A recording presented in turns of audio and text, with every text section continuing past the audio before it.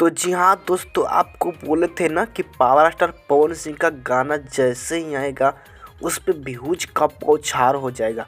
तो दोस्तों ऐसा ही पवन सिंह जी के गाने पे आया है व्यूज, क्योंकि आप लोगों को पता है कि पुदीना है हसीना 2.0 गाना आ चुका है वेब म्यूजिक यूट्यूब चैनल पे। तो उसमें व्यूज का बौछार काफ़ी हो गया है, आप लोग को पता होगा।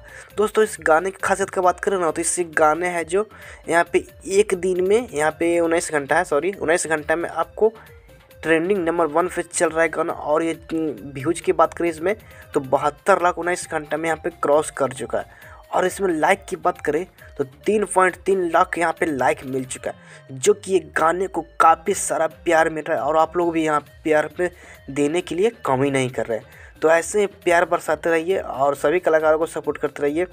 दोस्तों यहाँ पे भी सिल्फी राज का गाना गाया हुआ और पवन सिंह का गाना बहुत ही अच्छा इसमें माना जा रहा है, जो कि पुदीना है हसीना 2.0 इसी में दोनों को गाना गाए हैं।